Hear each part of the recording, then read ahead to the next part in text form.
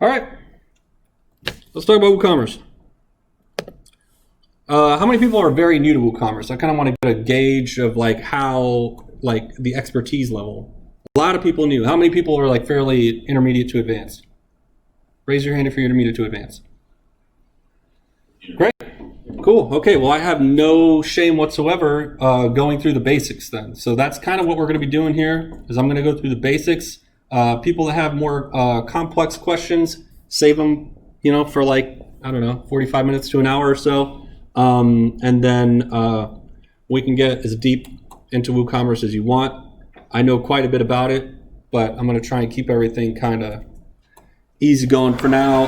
Hopefully everybody here knows how to install a plugin. All right, is there anybody here that doesn't know how to install a plugin? That's good. Okay, so WooCommerce is a plugin, so that's why I asked, because you're not going to be able to get WooCommerce on your site unless you know how to install a plugin. So, and that's really all it takes. They do have a really nice like wizard when you first install it that it sends you through. I've got it already installed, so I can't really demonstrate that wizard. However, I will say I would encourage you guys to use the wizard. It does help you get going.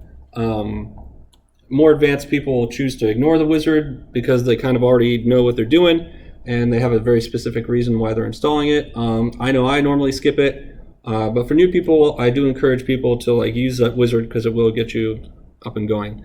We won't get into what like custom post types are because that's more of a developer thing. But the most important thing that WooCommerce does when you install it is it creates you a custom post type called products. And when we go to products here, this is what allows us to create a product on our website. So think of this as like inventory management. So this is where we manage all the things that we're selling, okay? And like anything else in WordPress, like a page or a post or whatever, we just click the add new here, and that allows us to add a new product that we would like to sell.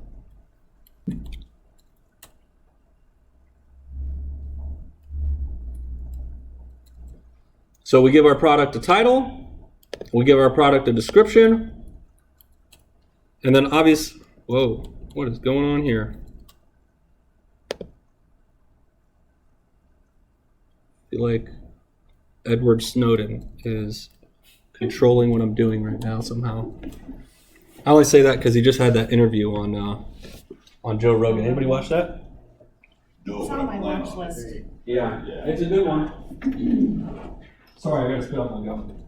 I want you guys to hear me chomping the whole time. Can I ask a couple questions up front? Sure. In case you're going to be going through them. Yeah. And you can tell me. I have two questions. Okay, One go for is, it. Jetpack.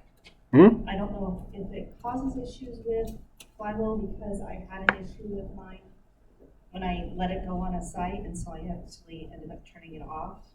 Okay. So, like I said, that's why I'm kind of flying by the seat of my pants. And then secondly, I forgot my second question. Is it related to WooCommerce? Yes, it is related to WooCommerce. Okay. I don't know about Jetpack and Flywheel. Because it kept trying to get me when I installed WooCommerce. Okay. So, and then, the second one was, I have an existing WooCommerce site that I've had on for a while, probably about a year now. And when I was prompted to install the new dashboard, it, like, my whole site just wouldn't run. And so I ended up having to go back. Install the dashboard. Yeah. The new dashboard. I don't think, it doesn't really have a dashboard per se. Well, what is it? It's called the... You mean like update the plugin? Admin, I'm sorry. Install a WooCommerce admin, the new admin. And like all my numbers wouldn't show, none of that, all my... So is this like a complementary plugin to WooCommerce that you're talking about? Because it says test drive the future of WooCommerce, a quicker JavaScript power interface with exciting new features and reports. Are you like logging into WooCommerce? Like, are you going to the WooCommerce site to do this? No, it's on my dashboard of my WordPress. oh, you're talking about up here in this guy? Yeah, Oh, you're talking about one of those silly notifications or whatever. Yeah. Yeah. But when I went to the new dashboard, and then again, this was about 3 weeks ago. Okay. When I went to it, but again, this might be past. Yeah, I don't. I'm just throwing those out. Yeah, I've never seen that before. I've never clicked on it. I don't know what you're talking about, so I can't really give you a good answer. I'm happy to look at it after this, though. Yeah, and I haven't tried it since. So. Okay, cool. Yeah. Yeah, I don't know. It's possible that there's a incompatibility between your version of WordPress and your version of WooCommerce, Which is or twice since then. or perhaps a complementary WooCommerce plugin in your version of WooCommerce. There's a few things that could happen that could go wrong there. Is that plugin free or? Yeah, Which plugin? WooCommerce. Yes. Absolutely. Which is one of the main reasons why people turn to this over other e-commerce solutions, because most other e-commerce solutions are not free. Like I don't believe Shopify is free, or like any of these other things. Wix is definitely not free. I don't know. There's like, Right. yeah, there's a lot of other ways to get an e-commerce site up and going. And if you already own hosting somewhere or whatever, then it's basically free. Like if you already have a GoDaddy account or whatever, it's basically free to get an e-commerce site up and going. For instance, I like to make hot sauce. That's what we were talking about earlier. And so if I ever wanted to spin up a website where I sell my hot sauce through my site, I could literally do that for free, and it would probably only take me like a couple hours to do that. So yeah, that's one of the biggest selling points. That's one of the biggest reasons why I would say roughly 50 to 60% of the people that use WordPress to run their site use it, is just to use WooCommerce. So yeah, it is free. The way you're probably wondering, how do they make their money? The way they make their money is that they make plugins for WooCommerce that cost money. So complementary plugins like a shipping plugin, specifically for UPS or specifically for USPS, or I know there's plugins for like specific gateways, like Stripe and stuff like that. Those plugins that are like built by the people who make WooCommerce cost money, and it's not a small amount of money either. They're like all $50 to $100 or something like that. So that's mainly how they make their money, is selling the plugins that extend the functionality of WooCommerce. When you get WooCommerce for free, you're basically just getting the basic functionality, which is the ability to be able to create products and display them on your site. How you're going to get people to like pay for those products, and like how you're going to manage like inventory and all sorts of other interesting functionality is a whole nother story. But yeah, good question. So anyway, we're here in the new product thing here. We can call our product Galaxy Note 10. Flexing over here. I just got it, so I'm kind of excited about it. Don't judge me. And it's a plus too. Just saying. And then I could say, like, best smartphone on the planet currently. iPhone's got nothing on this. And so that's our description for our product. Although I will say the iPhone 11's camera is slightly better than this one, but not better enough to where it's going to make me switch from being an Android to a Apple user. But good for Apple for like knocking it out the park. It's exciting. Let's keep that competitiveness high in the mobile phone space. The cameras on this are nice too, but iPhones are quite impressive. Anyway, so the next thing is what kind of product this is. And there's several types of products. This is where things get complicated.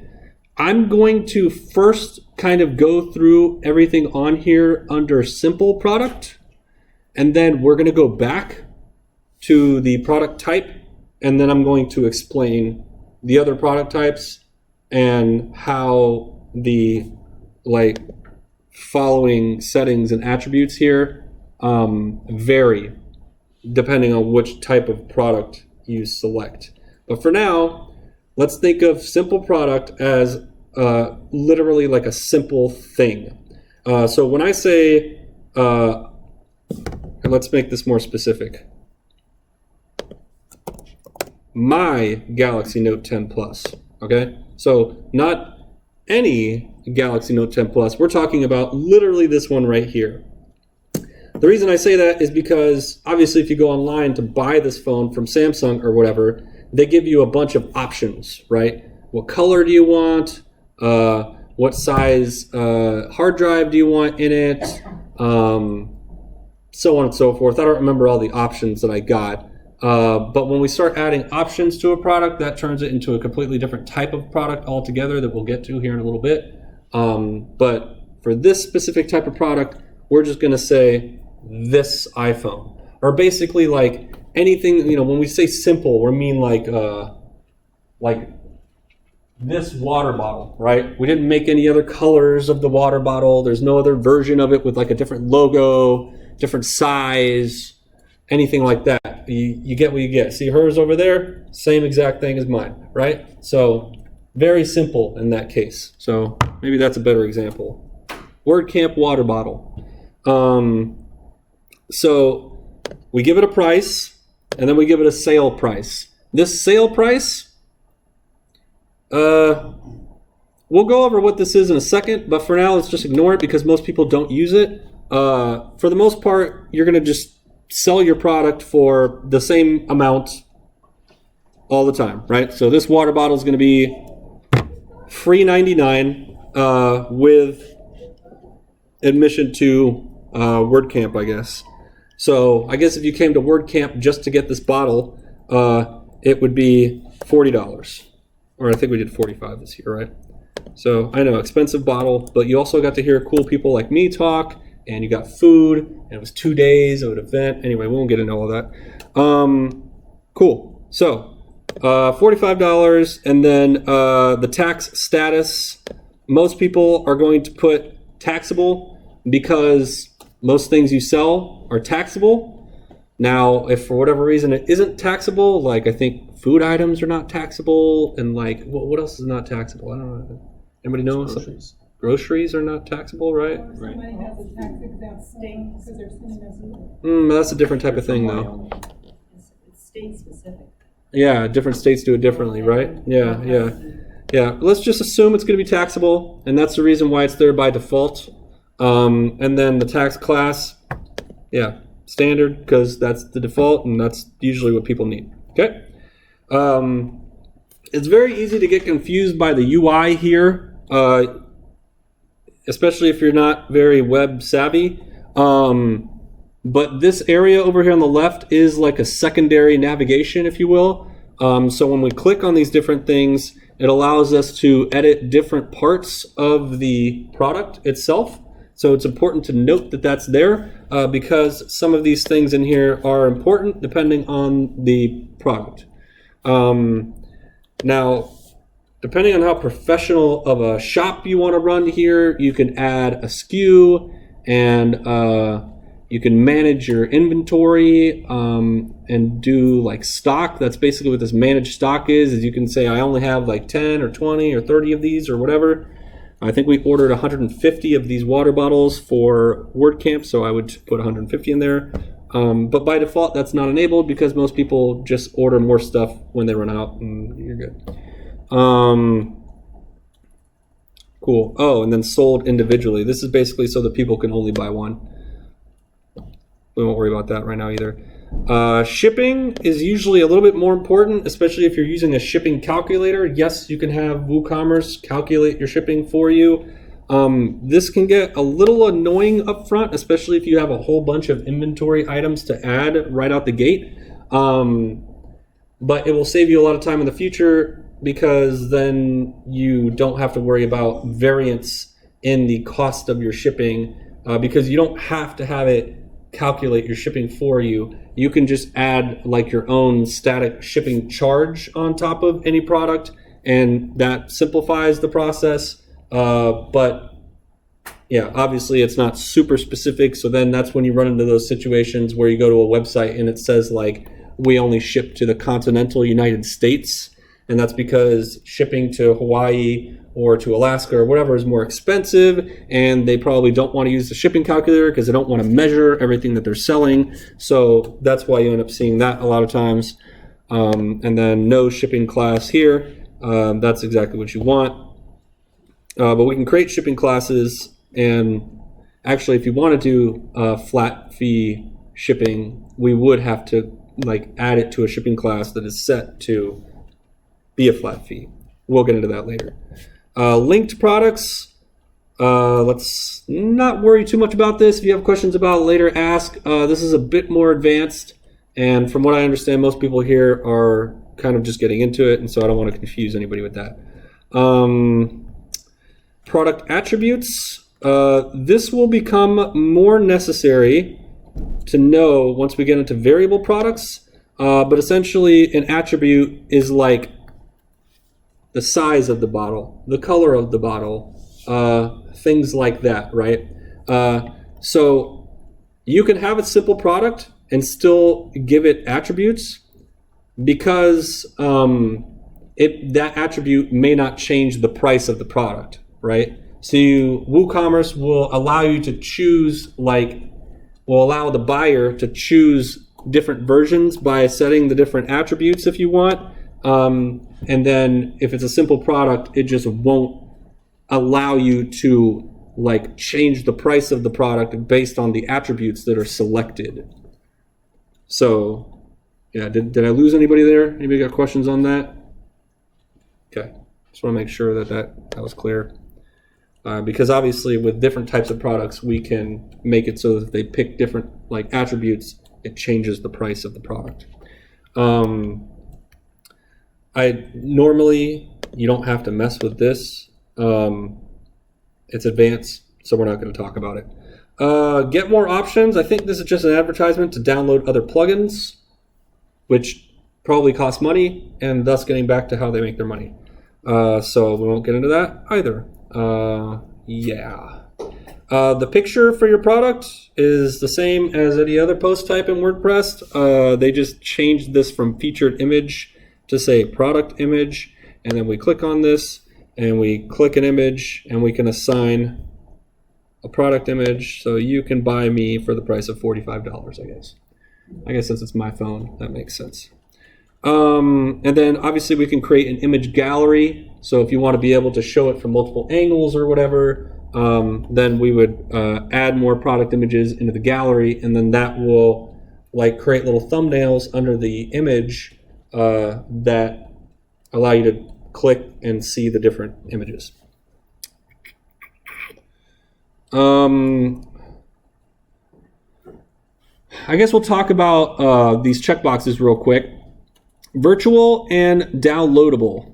Okay, so a virtual product is a product that obviously doesn't have any shipping applied to it, doesn't have any stock applied to it, and it's essentially like an online thing. So think about files that you might be trying to sell. And then that's also why downloadable is right next to it, because not all virtual things that you want to sell are downloadable. I suppose an event ticket technically could be considered a virtual product because you're probably not going to ship that product to them. You're just going to record some information about them to solidify the ticket, and then if it's for an event or something, and then you could have them check in when they get there with the information that they entered upon completing the purchase process. So we could sell a lot of different kinds of stuff in WooCommerce, not just physical objects is kind of what I'm getting at here. Any questions on that? Cool. Product categories, pretty straightforward. Not really going to go into details here, but you can categorize your products. This would allow you to list them in different ways, query them in different ways. Create pages just for specific categories. Stuff like that. Any questions over simple products so far? Does everybody kind of got that? Go ahead. Downloadable would be music or books or things like that. Yeah, or a file, right? So for instance, I met somebody through this meetup who sells sewing pattern templates.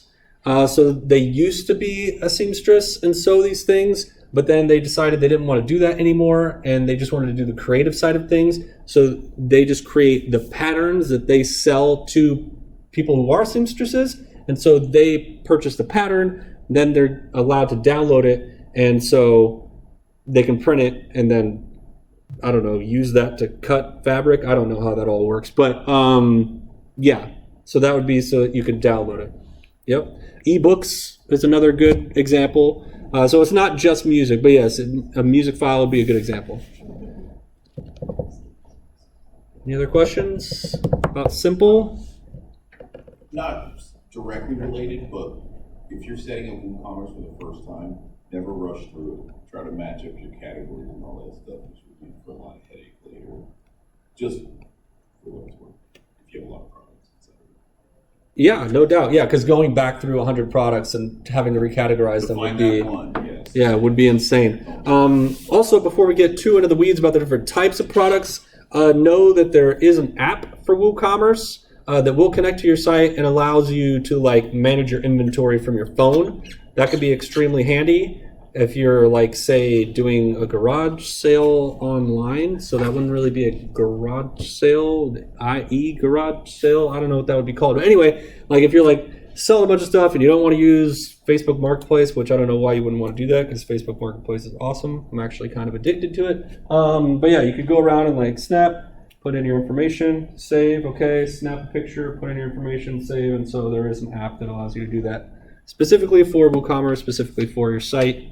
I think you just have to give it your site URL and then probably your admin credentials for WordPress, and then I think it takes care of the rest. I personally haven't used it. I just know that it exists. Cool. Any other questions? All right. So let's go into some of these. Grouped product. I'm not going to lie. Some of these I know better than others. So yeah, I think what grouped product allows you to do is like if we have this water bottle for sale for one price and we have this phone for sale at another price, and individually they cost, let's just say to keep things simple, $45 each, right? What grouped product allows you to do is combine them together for a cheaper price, I believe. I might be wrong, but because I've never actually used a group product, I'm just going based off memory when I first learned WooCommerce. And I believe that's what that allows you to do. External or affiliate product. This is really new.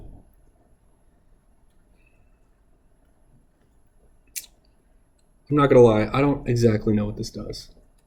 Anybody know what this does? My guess is that if you right, yeah, I think this allows you to like put your own price on something that you're selling through your website, and then they click on the button, and you still end up getting the money that they pay for in the shopping cart experience, but it ends up linking them. There was a nonprofit that I just worked with, and they like sold dog collars on their site, but it was somebody else that made it, but the proceeds went to the nonprofit.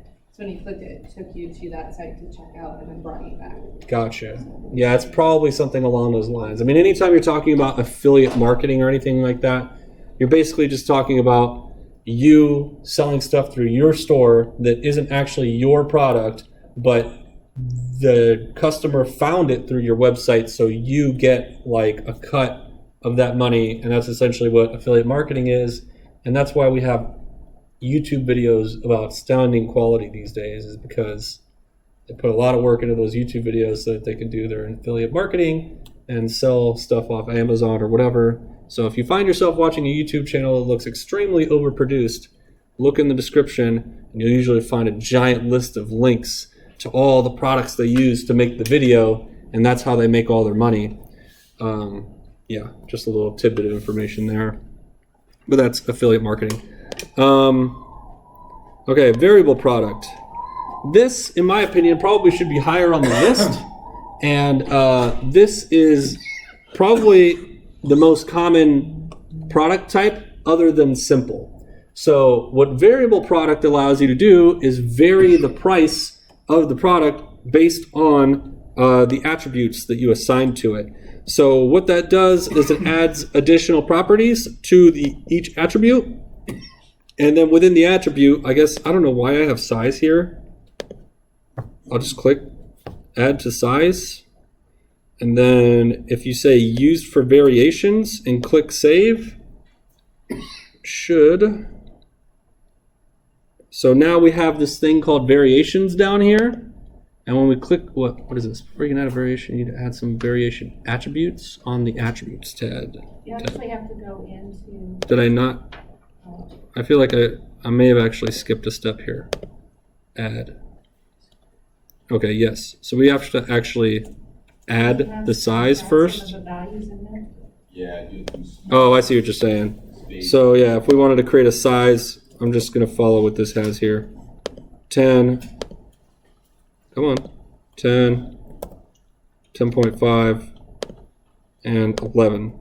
We'll stick with the water bottle example and just pretend that those are ounces of water that it can hold. Yeah, this is the worst product ever. I would never buy this water bottle, just so you guys know. wide range of sizes, man. Yeah. You want to click the use for variation? Oh, yeah, I do. Yes, you're absolutely right. Sorry. Let's. Where did it go? Size, use for variations, save. Yeah, now when we go into variation, we can click on our. Whoop. Where's. What? Hold on. Create. What is this? From all attributes. Sure. Okay. This will automatically create all of our variations based on all the different attributes that we created, which is why there's 3, because we had 3 sizes, the 10, the 10.5, and the 11. So now what this allows us to do is go in here and tell it what we want the price to be for each variation, if that makes any sense. So we could say which one is this, 10? Yes, 10, okay. So this is our 10, so our 10 will be 40, and then our 10.5 will be 45. This is the most expensive water bottle ever. And then the 11 will be 50. Okay? And now we have a variable product. So now when they go through the product, like choosing the product, like before they add it to their cart, they're given a drop down that allows them to select which size they want, and then it'll automatically update the price based on which size they've selected.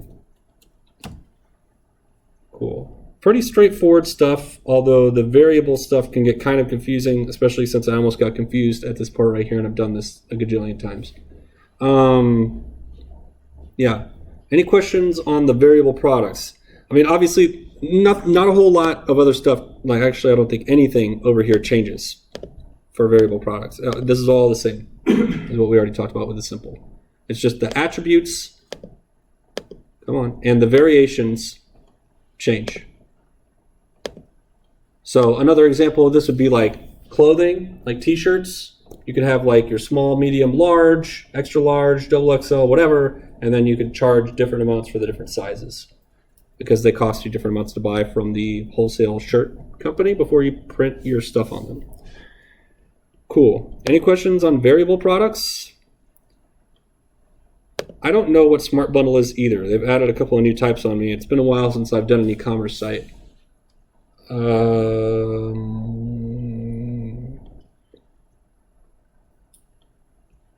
it like a collection manager of? Well, I thought that's what the grouped one was.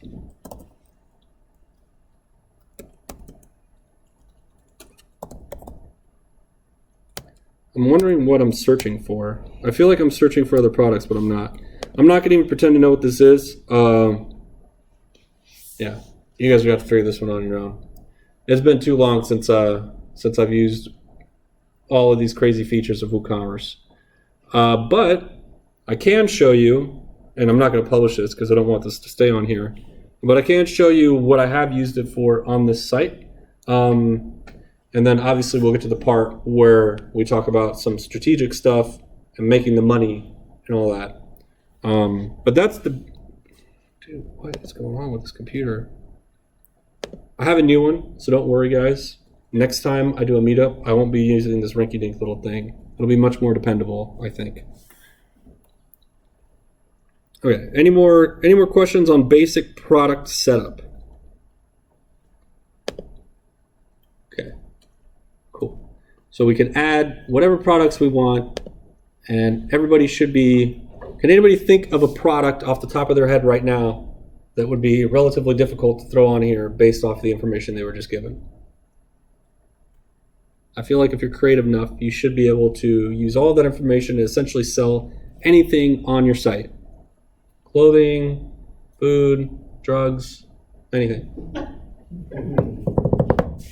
Flywheel knows what I'm talking about. I'm sure you guys deal with a lot of the Colorado, Oregon, California folk, right? Oh, man. Sure do. That's a whole other discussion. I have a friend who owns a T-Smith over here, and he sells by the ounce. Yeah. And that sort of thing, like just like what you talked about. Yeah, yeah. I don't know that you can Okay, cool. Yeah.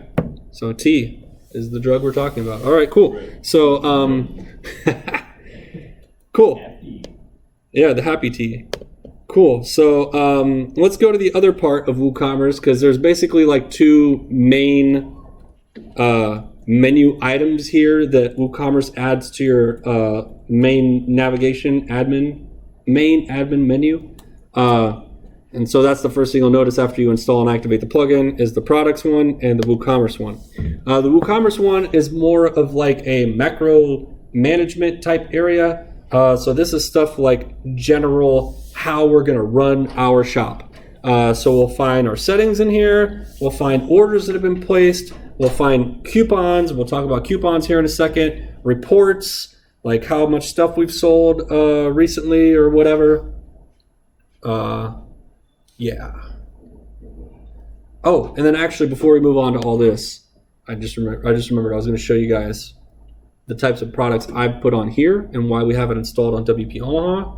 So a couple of years ago, I decided that I was going to start teaching a workshop series. So a little bit more in depth than what we talk about at these meetups and not free. It was just going to cost like a small amount of money just to cover my time to teach people how to do a variety of things. And so you can think of these as like kind of little mini classes, but they last more than one day. So it's a series of workshops, 3 weeks in a row, 3 hours each, 3 times a year, 3 different topics. A lot of the number 3 going on here. But essentially, we've got, there's more than that. How many products are in here? 13 items. Oh, it saved this one, even though I didn't want it to. Let's just throw that away.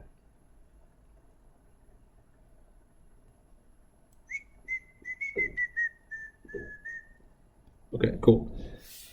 So essentially what these are is, I guess you can kind of consider these virtual products, although I don't think that I added them that way. But the reason why there's so many is because I wanted people to have the ability to register for any individual one of those days under the assumption that the first day would be very basic, the second day would be intermediate, and the third day would be more advanced.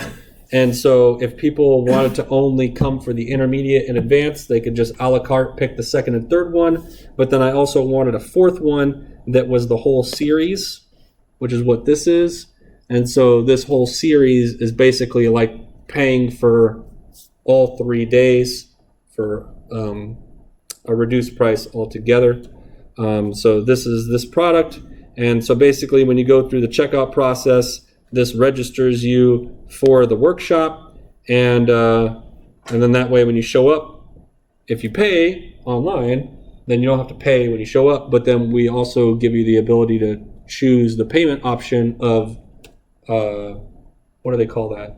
Pay on delivery, POD, I think is what it's called, or cash, COD, cash on delivery. That's what that stands for, yes. So basically, instead of paying online, if you feel weird about that or whatever, you can just bring some cash and give it to me when you show up on the first day.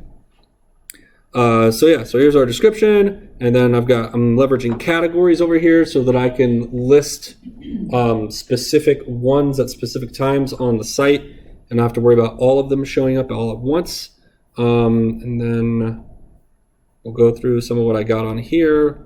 So actually this is a Smart Bundle. Oh, I remember what Smart Bundle is now.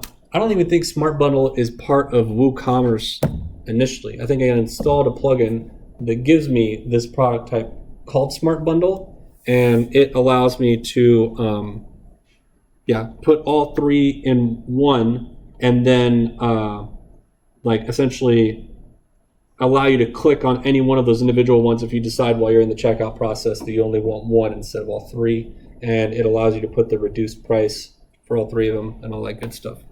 So here we've got all three of them selected, and then just the price of so it just shows the regular price, so it does just adds up what all three of those things would normally cost, and then allows me to put the discounted price. I'm confused here. There we are. Yes. So this is the regular price, that's the sale price, and so that's what they get charged when they go through the checkout process. Yeah. And all the other workshops are set up the same way. So, except for the a la carte. Obviously, those are simple products. They're not the Smart Bundle. And then if you're wondering what plugin I use to do that, I can go ahead and tell you if anybody's curious.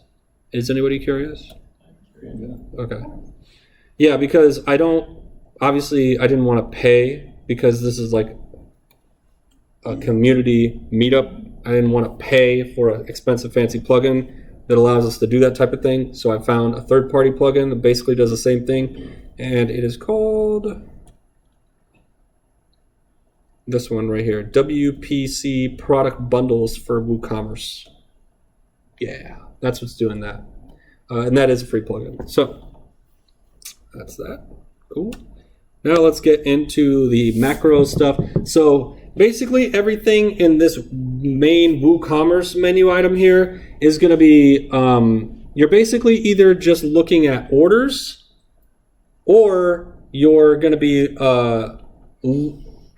like, a lot of this is just going to be like when you first install WooCommerce, you're probably going to go through this settings area here, and you can expect to spend quite amount of time in this area right here, because it's extensive, the amount of things you could set for WooCommerce. I'm not going to go through all of them because that would take way too long, and this isn't like a 3-hour long thing. We're only here for a little bit of time. I'll go over some of like the more important, commonly needed areas. Obviously this general one, for example, but then we'll probably go through shipping and payments, and we'll try to stick to that. If you guys have any questions about any of the other ones, I'll dive into them as needed. So your store address, I believe when you go through the wizard now, it asks you for this information, so you may not have to go in and put this in after the fact. I think there's like right after you activate the plugin for the first time, when it sends you through that wizard, I think one of the pages of that wizard asks you for your store address. So that may be pre-populated already for you if you've gone through that wizard. And then these are all settings related to where you want to sell. So like if you only want to sell to like specific countries, or all countries except for a specific country or whatever, I just opened up to all countries. If somebody from Pakistan wants to go ahead and pay for this, good luck getting your ticket all the way to Omaha to take my workshop series, I guess. And then where you want to ship. So again, shipping to all countries, specific countries, or disable shipping and shipping calculations altogether. I probably should have done that actually, but I didn't. I got around it a different way. This allows you to set the default customer location. I think the geolocate is set by default, but then you can set it up based on the shop base address. So if you're like a store that mainly sells goods to people like in a specific area and you don't want to get into shipping or anything like that, you like expect people to come in and like pick up whatever it is that they bought from your store, that could be handy there. Like refrigerators or appliances, big stuff. Yeah. Or even like a restaurant. Like if you wanted to create like, you know how like at Chipotle now you can like order your Chipotle ahead of time and then you don't have to wait in line. You can just walk in and grab your bag and walk out. You totally could have done that with your restaurant using WooCommerce like a long time ago. So I mean, good for them for like doing it kind of fancy or however they did it or whatever. But if you're creative, you can, do anything with WooCommerce. All right, so coupons, enable or disable the use of coupons. We'll get into those in a second. Well, not in a second, probably in a few minutes. And then, I'm not going to go through every one of these. Currency options. So this is another one where I think the wizard guides you through this. I think it asks you like what country you're selling stuff in, and then it makes an assumption and says like, hey, do you want your currency stuff to be set up like this? We're going to guess you do because of the address that you just put in, and then you could just say yes, or you can say no, and then it'll send you through something else that lets you set it up a specific way. But the reason being is because obviously like other countries have a different thousand operator and a different decimal operator and different number of decimals that they use. And then obviously a different currency. I think every single currency in the world is in here. So if you don't know what all the crazy currencies are out there, you can just kind of go through here and have fun with that. So that's the general tab. Any questions? Let's keep it moving. I don't remember what's on the products tab, so I'm going to glance through this one real quick and make sure there's nothing important on here. But I do want to get to the shipping and the payments because that's kind of like some of the more important stuff. Shop, okay, placeholder, okay, measurements. Yeah. It should be pretty self-explanatory. I mean, probably the biggest tip I can give you is when you're first getting up and going with WooCommerce and you've already added some products, or maybe even before you had products, just go through every tab in the settings area and kind of just skim through everything. Make sure you don't miss anything. It's always a good idea. Tax stuff. Sometimes this can be important for people. If you want to do all your tax calculation, it will do that for you if you set it up the exact perfect way. Tax stuff can get really weird. And there's a tertiary like submenu here that a lot of people miss when they first start doing this, and it's not super obvious that there's a tertiary menu. So when I say tertiary, I mean like this is our primary. These tabs would be considered our secondary, and then these guys down here would be considered a tertiary menu. So if we click through these, it changes what shows up down here, and we can make more settings adjustments. All right? Cool. I missed it a couple of times when I first started using it, so maybe most people are smarter than me, but yeah, those can be kind of tricky. And a lot of these tabs have them too. So you'll notice shipping zones, shipping options, and shipping classes. So it's important to note. Cool. Now, obviously, I don't have any of this shipping stuff set up because I've only used it for those workshop series. So we're not shipping me to other places to teach. So yeah, I didn't have to worry about any of this. But obviously, if you're selling goods like this bottle or whatever, you're going to need to ship them if you want to sell to people outside of your proximity location of your store or where you sell stuff. You'll want to set all this up, and it's pretty robust. So you can enter your zones in, which is how you do like the whole only do the continental US thing, or like if you only do it in one state or whatever. And then we have shipping options. This allows us to enable or disable the shipping calculator. Obviously, if you're going to be doing flat rate shipping charges for things, you want to disable this. Yeah, this is also very self-explanatory. I don't know what this debug mode is. If you got to use that, you're probably in trouble already. And then the shipping classes. This basically allows you to set up like different configurations for different classes of stuff and then assign the product to a shipping class. So maybe you sell some bigger things that you do your shipping way differently for than the smaller stuff. In that case, you'd want to create shipping classes and then assign your product to the appropriate shipping class. Does that make sense? Do we got questions about that? I actually have a question. Sure. So all of our products, except for one set of products, they have shipping included. It's only to within the continental United States. Yeah. Okay. So do we really have to set up a shipping? Because No, you'll just have to. For us, that we know. Right. No. You won't have to set up. So I've never set it up. Right. So there's just a few shipping steps that you'd have to go through. I don't think I think this is enabled by default. You'd probably want to disable the enable shipping calculator on the cart page. And you probably want to hide the shipping costs.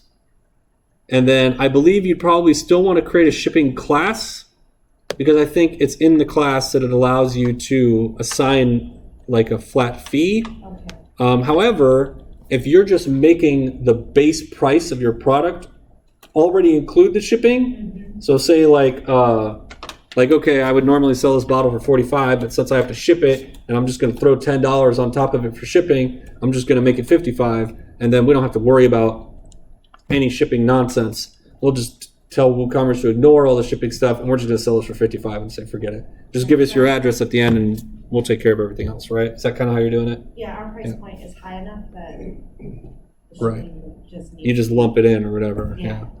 That makes sense. And a lot of people do that too. So it just gives you the option so that you can offer that level of transparency to your customer. And also, you may want to make that variable too. Like you may want to say, hey, in this zone, the shipping is included, but in the other zones, it's not, right? Yeah. In that case, when we get to doing outside of the United States, we're going to. right. Right And now, we're just. right. And so in that case, if you wanted to continue doing things the way you're doing, you would have to like create a whole new product with a whole different price that's just for those people that are in that zone. And that's obviously not ideal. Yeah. So this kind of allows you to, allow it to vary like that, essentially. Make it more flexible. Good question, though. So just to be clear, the shipping classes that's within WordPress. It doesn't have anything to do with the standardized freight classes and shipping classes that all the carriers actually use. Correct. Yeah. When it comes to that level of control within WordPress, you would need to purchase and install the USPS or UPS or FedEx plugins, and then those allow you to control those things within WordPress, essentially. And that's a whole other reason we didn't go with this. Right. Yeah, it complicates things. It costs more money. But I will say this, though. Something to understand about why they charge money for that and kind of what you're getting there. It's not really... don't think of it as like a scam. I think a lot of people think like, oh, you're just giving this to us for free to like reel us in. Obviously, we're going to need to ship stuff. So now you're just going to charge us $100 for the shipping thing, for the shipping plugin. And that's how you're making your money all sneaky. You're trying to like reel us in with this free plugin and then end up charging us money anyway in the end. What you're getting with any plugin that charges money, usually, and definitely from WooCommerce, when it comes to WooCommerce and the stuff that costs money through there, is you're paying for a plugin that allows your site to integrate with an API. And so what an API is a web service. And this isn't a talk about APIs. If you have more questions about APIs later, I'm more than happy to answer them. But essentially, what that plugin is going to do is it's going to allow your website to communicate with another, I guess you could think of it as a website, and get like real-time information based on this other system out there. So for instance, if USPS decides we're going to create a new flat fee size box or whatever, then they put it into their system, and your site, when you go in there and start messing with your settings, it'll know about it immediately. So it's the development of the integration with that web service that you're paying for. And API development is definitely not cheap, which is why I make so much money. And so that's why you're getting charged that $100. And I found, because I've added a couple plugins online, because we have a configurator and pricing and discounts that I looked at. And actually I had an issue where one was affecting the other, and they were willing to work with each other to get it fixed, so that each of their plugins connected to one another. Cool. Which I thought was really neat. Yeah. Well, there's a lot of money in this industry, so yeah, they definitely try to keep that going, keep this train rolling. How quick they were to want to contact each other and work off with each other. I thought that was really neat.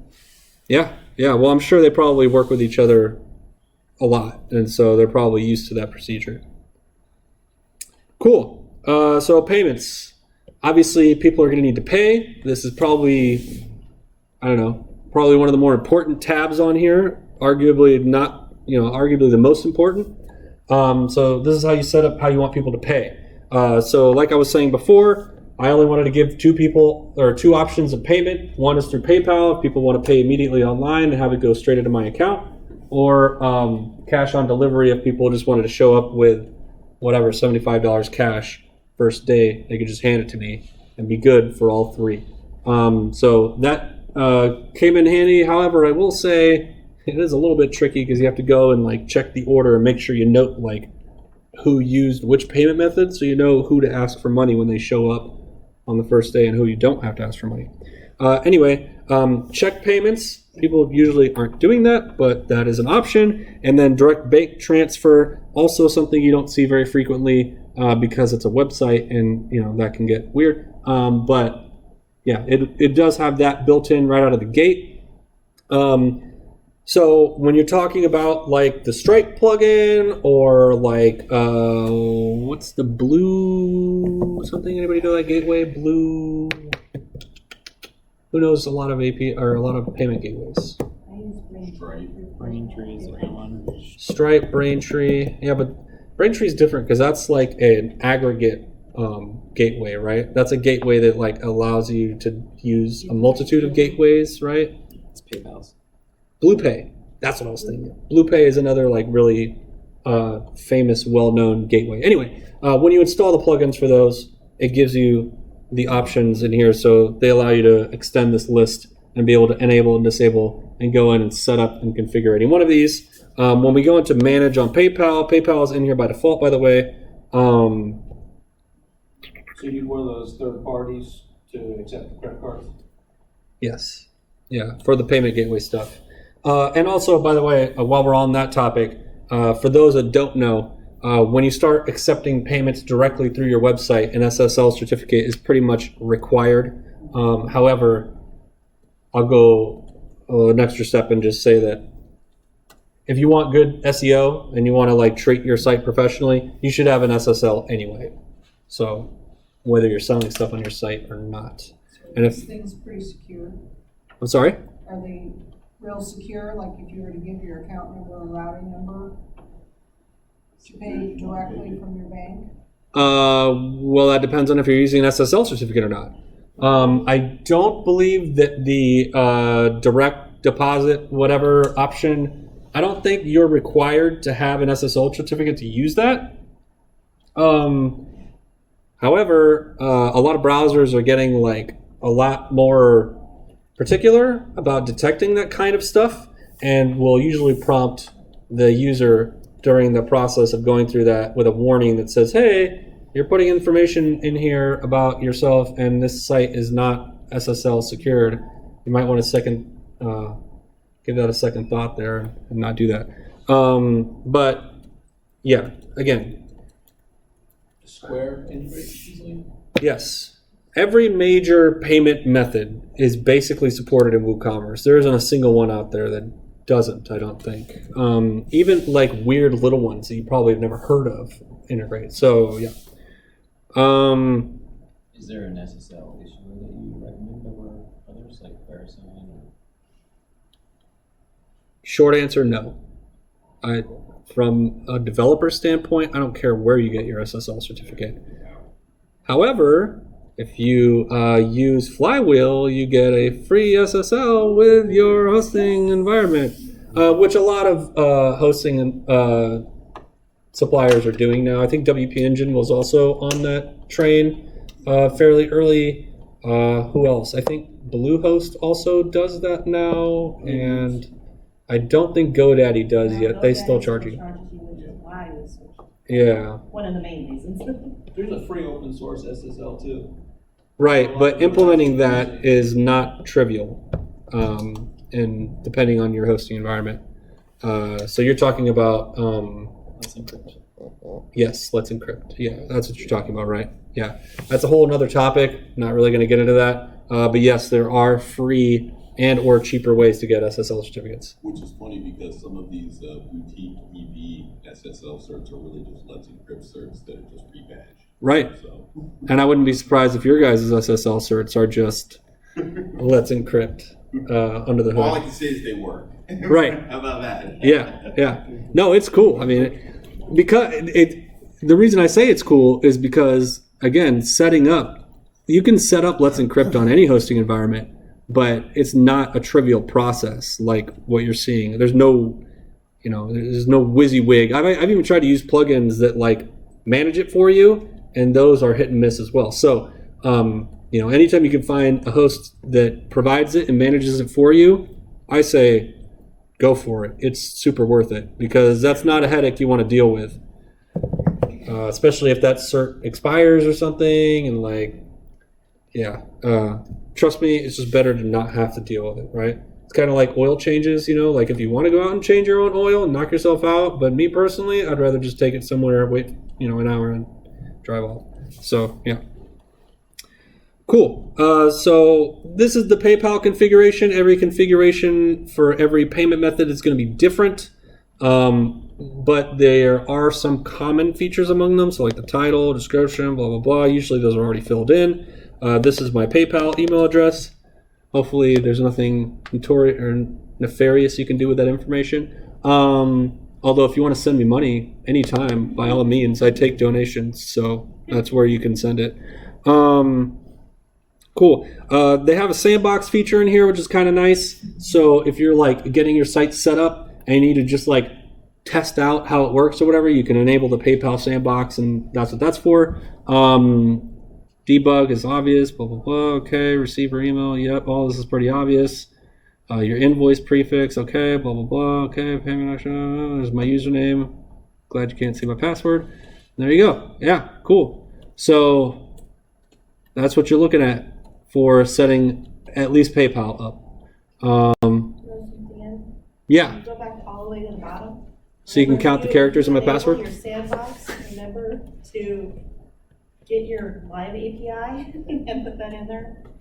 Because I enabled the sandbox and I had my sandbox API in there. Oh, yes. Of course, and I yeah. forgot to enable my live one and it took me like A while to figure that out. Remember why I couldn't get it to work. Right, yeah. Well, yeah, yeah.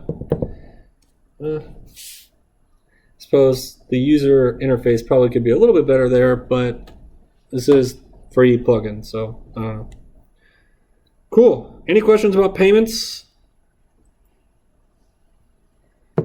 I think for free, by default, the way the PayPal thing works is that when you go through the checkout process and you say purchase, it shoots you over to PayPal with some query string parameters in the URL.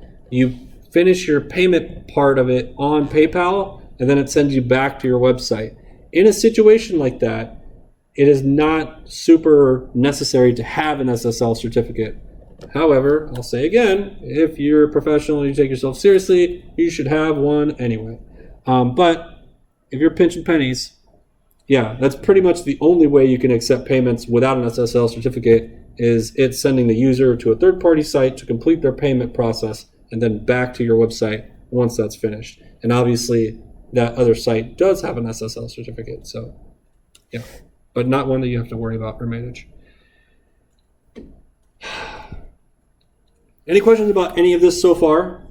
We've basically gone through all the basic setup. I feel like you guys are getting bored. I don't want to talk about setup anymore. We'll go on to coupons if nobody has any questions about these main settings. Obviously, you can do stuff in the emails. There's other advanced things you could do. This is an intro thing, so we're not going to go over that unless anybody has any extremely specific questions. Cool. All right, coupons. Pretty straightforward. You create coupons. You can assign them to any of your products, and you can invent whatever product or whatever coupon you want. Now that you guys are all seeing this and this is being live streamed on YouTube, I have to change the one that gives it to you for free. So great, if I ever want to sell a workshop series again, I'll keep that in mind. But yes, these are the coupons that I've set up. And then some of these are 100% discount and some of them are 50% discount and so on and so forth. Cool. When we create a coupon, it gives you the option. Well, obviously you have to give it a code, which is essentially the title of this custom post type. And then you can give it a description. It doesn't do anything though. And then the important part down here is setting the limit, like if you only want to give out X amount of coupons, and then obviously the discount type and how much the discount is for. So you can set like a fixed like dollar amount for your coupon, or you can make it a percentage or whatever. And then also you can have the coupon be a fixed product discount or a fixed cart discount. So it could be a coupon in the whole, like if you have multiple items in your cart, or it could be a coupon that's designed specifically for an individual product. And then you can set an expiry date. Any questions there? Pretty self-explanatory. You give it a coupon code, they type in the coupon code, and then it gets implemented, and they get their discount. Black Friday, good idea to use the coupon codes. Or the sale price feature if you want, because the sale price feature does give you a schedule, like, configuration. So if you want to have a sale price that's specific to just one day, then you could set that to be only on like Black Friday or whatever. However, it doesn't allow you to do multiples. You can't have like multiple sale prices for like multiple different scheduled days, which would be cool. And I'm sure there's a plugin out there that does it. But yeah, just going to show you that real quick. So on here. Then obviously all those are set to draft so that they don't show up on the website when it's not time to start thinking about the workshop series. Would anybody in here be interested in a PHP workshop this year in the fall? You want to learn PHP, really? Holy cow. You don't count back there. You already get a free PHP workshop series through me, Guy. He works with me, that's the only reason I say it. He has 8-hour-a-day access to my brain. Where was I going with this? Coupon, what is this? General. Yeah, so the sale price, you can click schedule, and it allows you to set a date range. So obviously if you're going to do it on Black Friday, you would just make it a 1-day date range or whatever. Or if you're trying to do the whole Black Friday weekend thing, Cyber Monday, whatever, you could just make it 4 days or 5 days or whatever, right? And do you multi-select, like for chunks? You know, like I want these 3 days and these 2 Right, that's what I was just saying before this actually, is that it only allows you to do it for 1 day at a time. I'm sure there's plugins that'll allow you to do it like that multiple days. But if you wanted to do a multi-day thing, you might be better off just going the coupon route and just like having different coupons for different days than just sending those out. However, yeah. Yep. Any questions about any of that? Cool. So, let's see. It's 7:30. We have 30 minutes left. Okay, so I'm going to talk a little bit about strategy. However, I'm going to admit a small deception that I planned into the title of this talk. So, well, let's just go. We'll get to that in a second. Okay, so so strategies. Okay, we're not. This isn't an SEO talk. Okay, but obviously, if you're trying to sell things on your site, you need to find ways to get people to your site, right? Common strategies on how to do that. Well, if you've been to any of our SEO talks, you'll learn the reason why WordPress is so good for SEO is because it's a blogging platform, and blog posts are a great way to drive traffic to your site if you're very creative about how you title your blog post, the subject, and how you write it, and so on and so forth. So if I was somebody trying to sell a product, like for a discounted price during Black Friday, and I'm trying to drive traffic to my site to do that, I might do something that's timely and write like a blog post that says like, oh, hey, here's 5 great ideas for Christmas gifts that were made in Omaha. If you want to get a Christmas gift for a person that is specific to Omaha, here's like 5 of the best ones, right? And then obviously you would do some research and find 4 that are by people that are like 4 products made by other people than you, but then your product would be the number one, and that would link them to your site and then sell your product. And so you use kind of like internet content to drive traffic to your product through a blog post, which is an extremely common tactic. I'm not saying you should or should not do that. I'm just telling you it's a common tactic. I wouldn't say it's like misleading or nefarious or anything like that. I mean, people do get kind of tricked by them because they don't really understand quite how they ended up at that product. It's just effective. Let's just put it that way. Otherwise, obviously, email marketing is still a thing that is arguably kind of effective. So you can use email marketing to drive traffic to something on your cart. Obviously, I got creative with the thing I was selling on here. I happen to run a WordPress meetup. I happen to have people that come listen to me, once a month, twice a month sometimes, or whatever. And so using like personal interactions with people to advertise a product and get them to go to the site and engage with that product is also pretty effective as well. I could stand up here and just tell you guys, hey, if you want to learn like the deep dive, if you want to like get really good at JavaScript or HTML and CSS or PHP or whatever, I could just tell you guys, hey, show up to this thing and just bring some money and then you'll learn, right? That's a really lazy way to do it. However, that doesn't allow me to do things like post messages in like the interface Slack team and say, hey, by the way, if there's anybody that graduated from interface recently, we're doing a workshop series. If you feel like you need to learn more about whatever it is that you learned here, but more advanced, you can come to our workshop series. Here's a link to more information about it. And that link actually sends them to the product page so that there's a button right there where they can add to cart and buy immediately. So that's the strategy that you kind of want to keep in mind across all of these techniques. Is like the most important thing is minimizing the number of clicks necessary for the user to like take the preferable action, which is obviously give you money, right? Cool. I didn't really give this a whole lot of planning, and I don't do slides anymore because I found that to be a giant waste of time.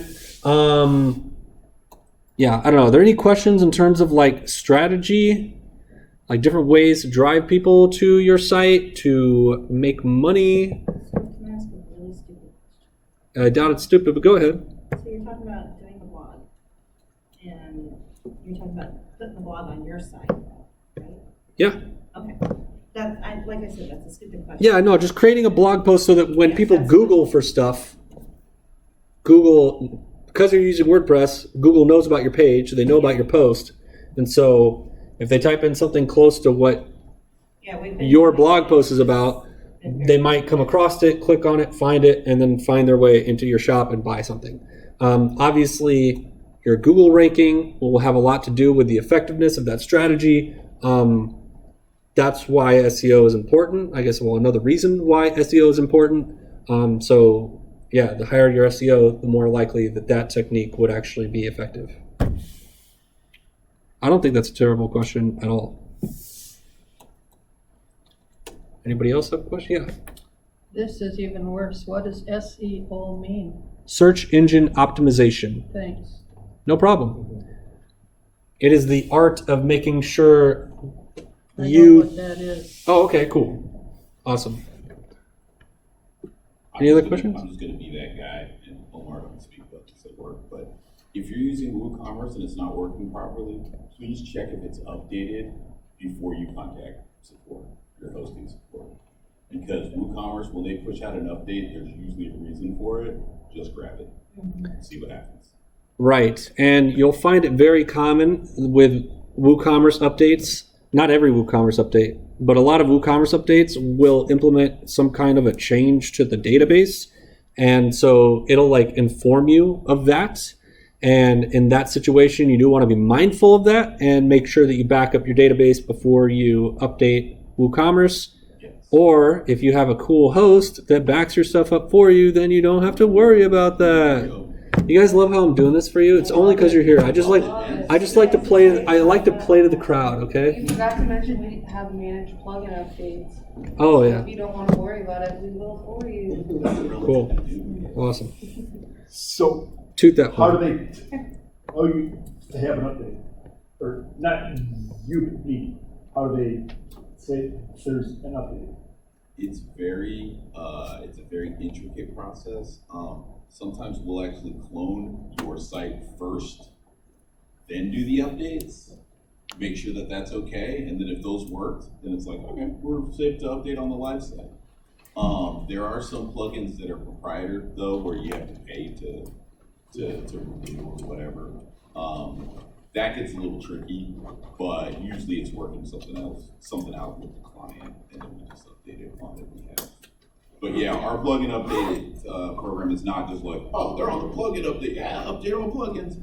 No, it's very partitioned, and we make sure that it's going to work before we push anything.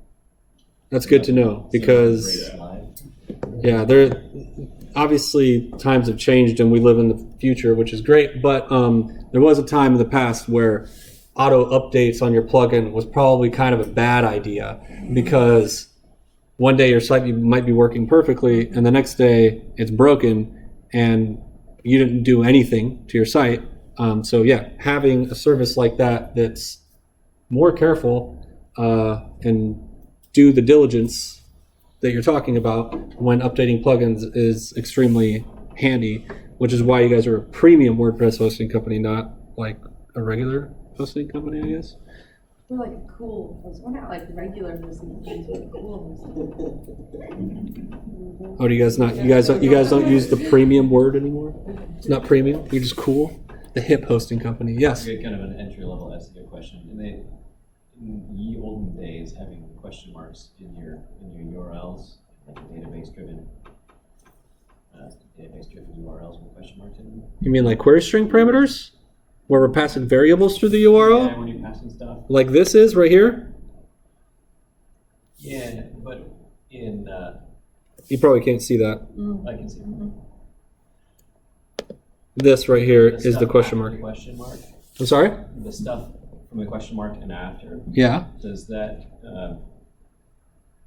is that still flagged as not particularly good for SEO? No. No. No. It makes no difference for your SEO whatsoever. Query string parameters are used just for the server-side programming so that it can read the URL and do different things based on what query string parameter is there.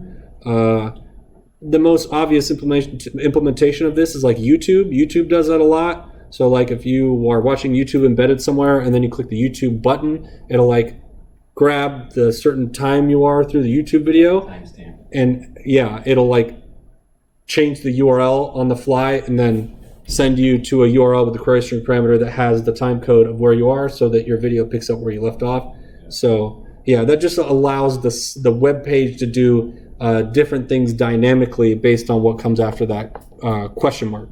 So there's no negative or positive effects on SEO when it comes to that. However, you're not going to find that you have URLs like that on like regular pages. Usually you'll find that type of thing happening when you're in either an admin part of a website like you're seeing here, or like if you're going through like a process on a website. So if you're like 3, 4, 5, 6 pages deep in a website, and if it's trying to remember like what it is that you did on previous pages or whatever, it might, if those things are simple enough, inject those query string parameters in there so that it knows what you did previously on the page that you're at now. Although there are definitely way more sophisticated ways of doing that than just using a query string parameter. You're asking a developer this question, so you're kind of getting a developer answer. But yeah. That's why I'm asking you. Okay, cool. Yeah, it gets way more complicated than that.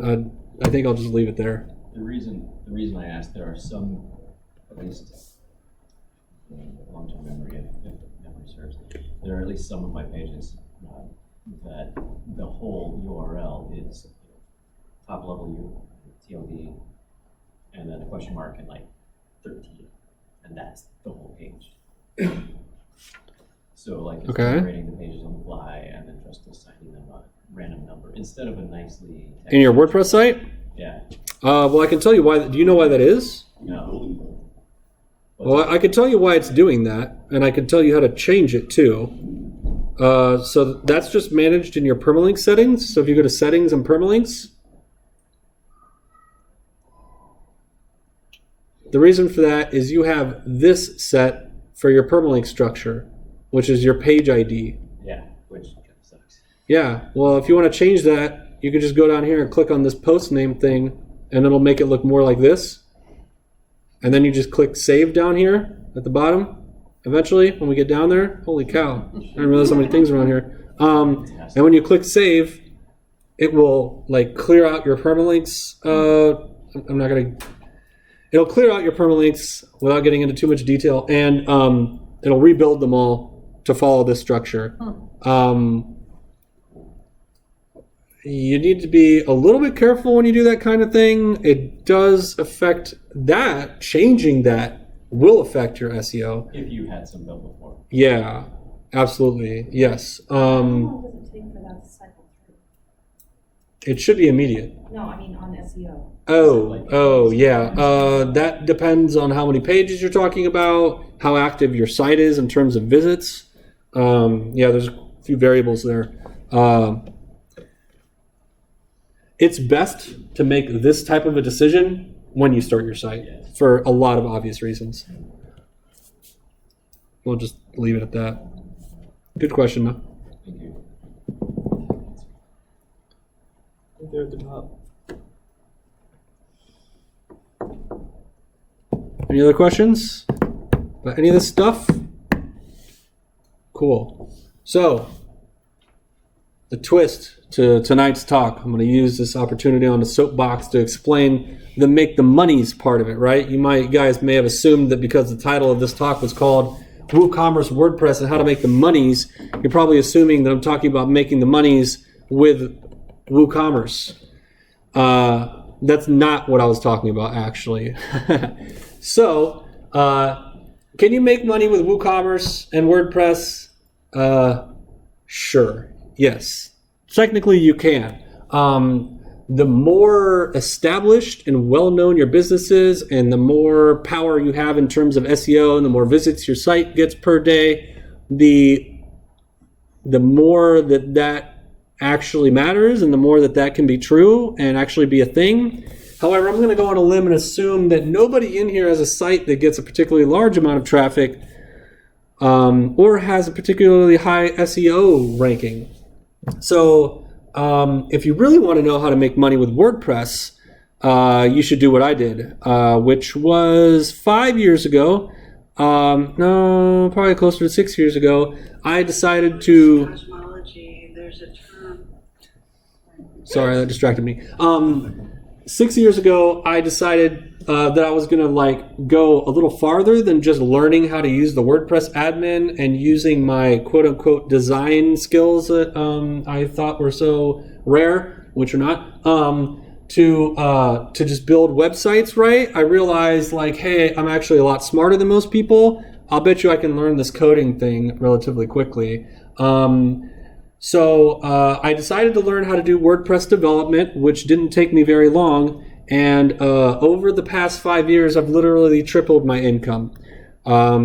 So I'm not going to brag and tell you exactly how much money I make, but I will tell you that it is between $80,000 and $90,000 a year.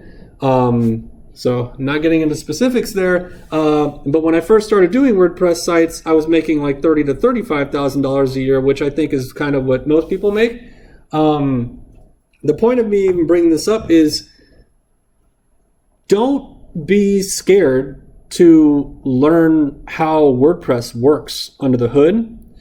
WordPress powers 34% of the internet now. And you'd be surprised how common people are using it nowadays. That number is only going up. Yes? And it's a lot easier when you use Elementor. What? To plugin. Is what easier? To use Elementor. I don't understand the context of your question. Is what easier if you use Elementor? You're going to pull your page builder versus page builder rant out. Yeah. We've done a talk on this already. It doesn't really matter. It's like whatever you're comfortable with, basically. But So- Elementor is a great product. So are you asking, does Elementor make the building of your site easier? Is that what you're saying? Mm-hmm. Well, yeah, absolutely. Any page builder is going to make the building of your site easier. But we have Gutenberg now, so I think you're going to find Elementor to be obsolete in the near future, along with many other page builders. We're not quite there yet, but with every passing day, we are getting closer and closer. So you can use Elementor for now, I guess. I personally don't use it. And at my current employer, we do everything possible to not use a page builder at all now, because we just don't find it necessary. And page builders do slow down your website quite a bit. They muck up your database, and if you ever need to disable that plugin for whatever reason, all of a sudden your pages are just covered with shortcodes instead of actual content. So there's a lot of reasons to not use a page builder in 2020. And then it's going to get more so as we move into 21, 22, 23, so on and so forth. But yes, page builders do make the creation of your site easier, but that's not what I'm talking about. I'm not talking, when I say WordPress development, I'm not just building WordPress sites. I write the plugins that extend the functionality of WordPress, right? So when you install a plugin, somebody has coded that plugin and written that code and made it so that you can install it. What I'm trying to tell you is that if you want to make money with WordPress, that's where the money is. Not trying to sell stuff on a website, crossing your fingers and waiting for random people to show up on your site and buy stuff that you make. That's all I'm trying to say.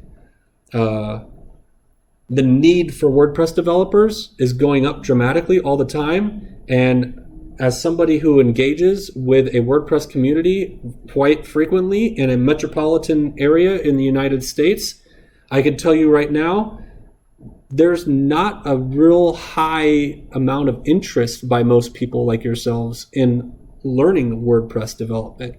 And that's shocking to me, given that I've tripled my income over the past 5 years, which I don't think many people can say that they've done.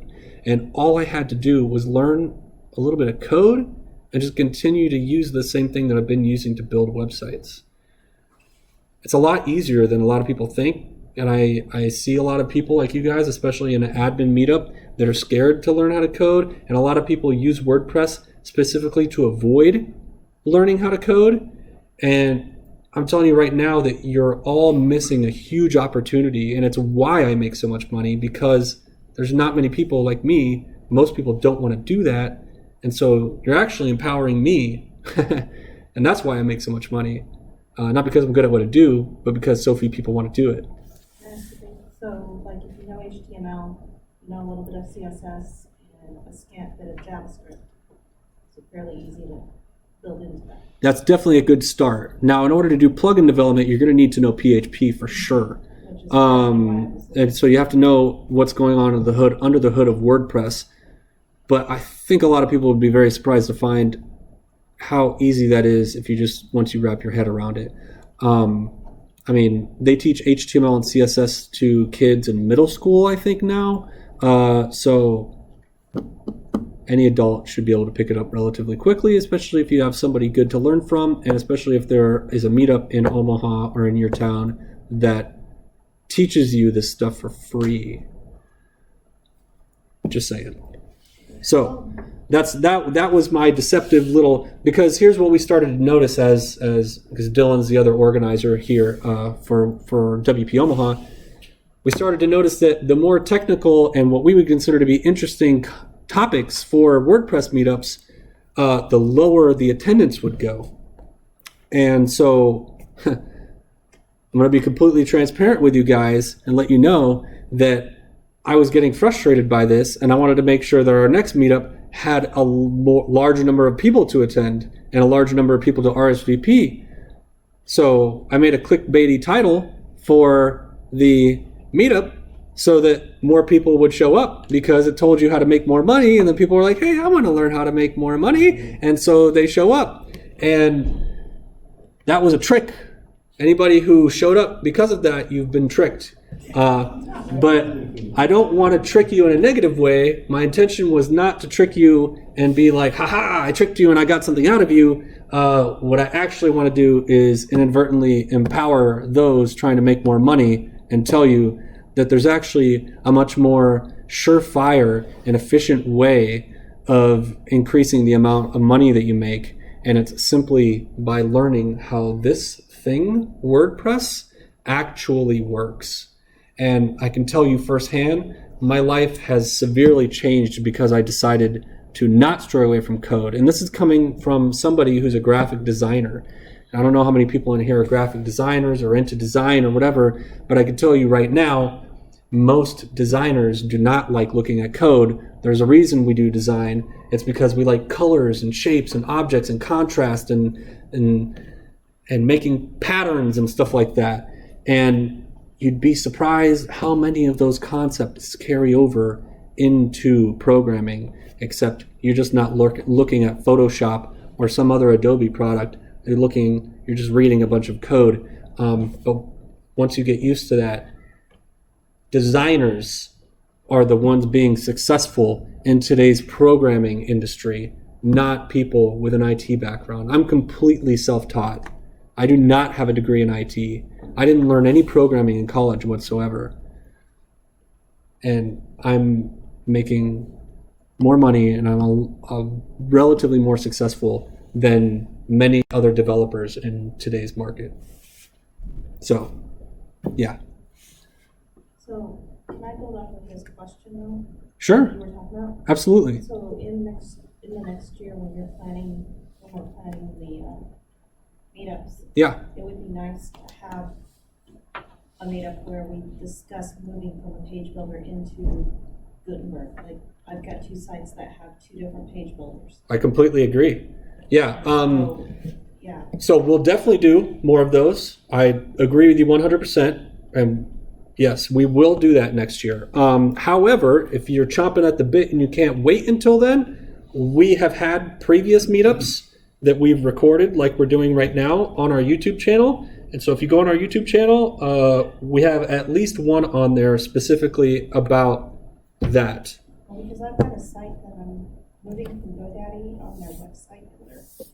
And so I have to pretty much recreate it in WordPress. Okay. And I've been debating on whether I'm going to use a page builder and actually just do a Gutenberg. But I don't know a whole lot of time. Right.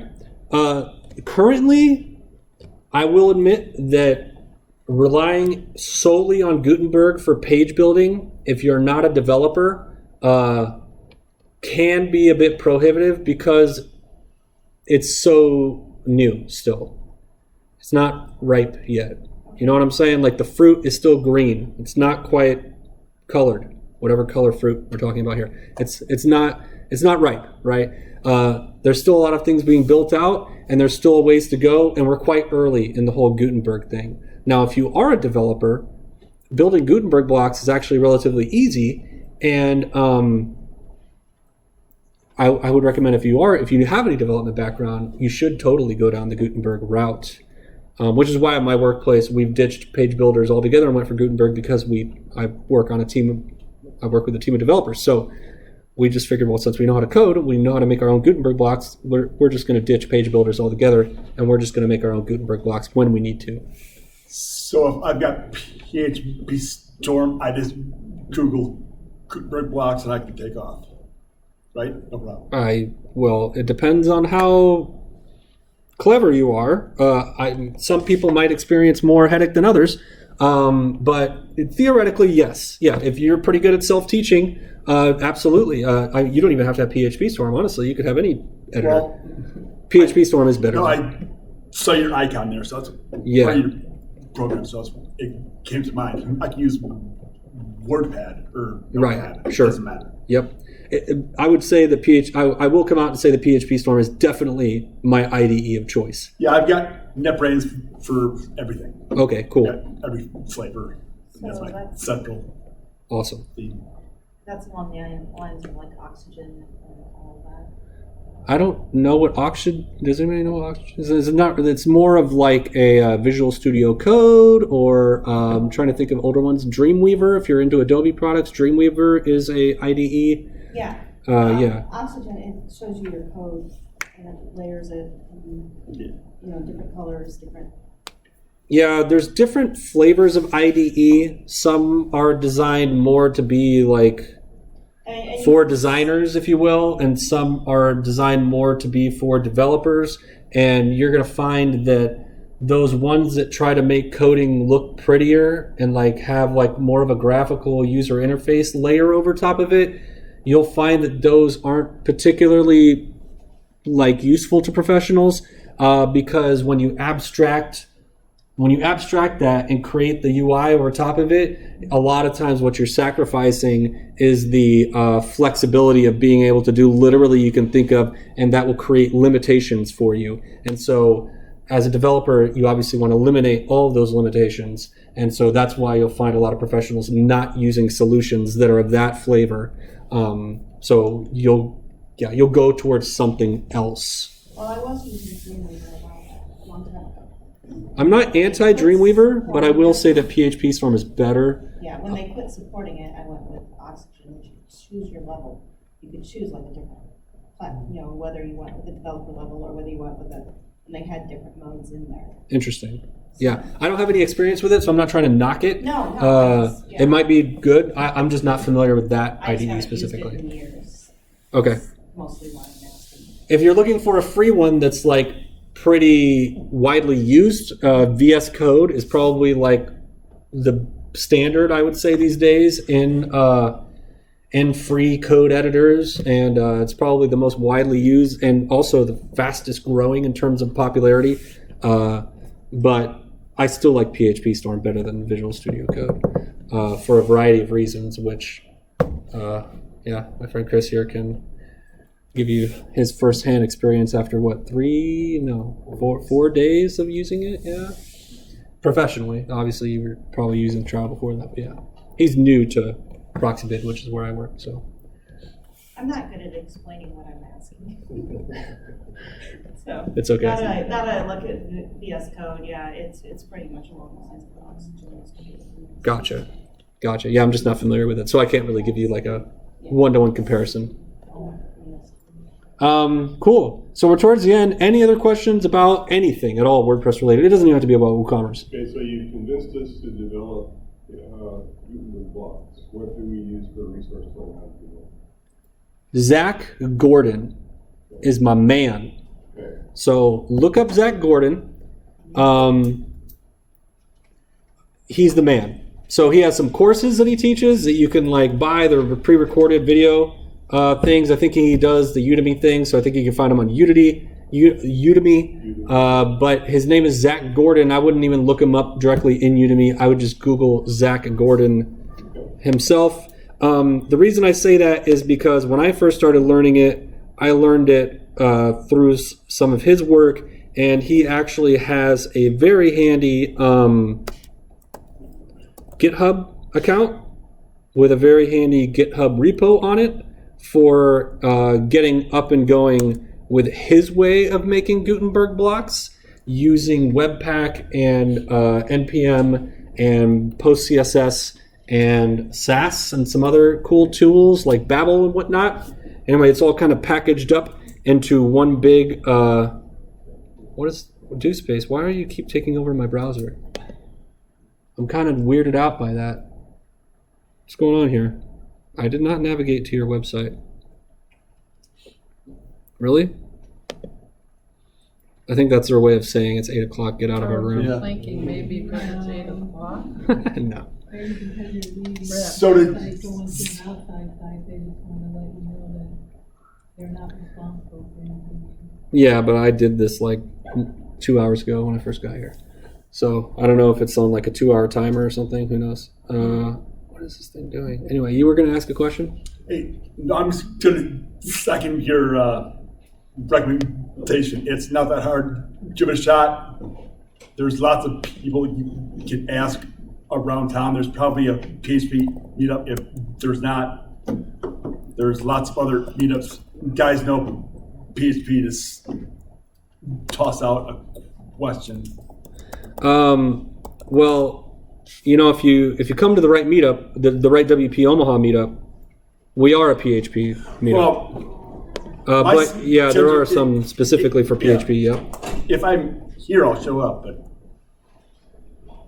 Yeah, we've done a fair amount, and I've also, and I believe there's also a pre-recorded one on our YouTube channel that tells you how to build Gutenberg blocks from last year, I think is when we did it.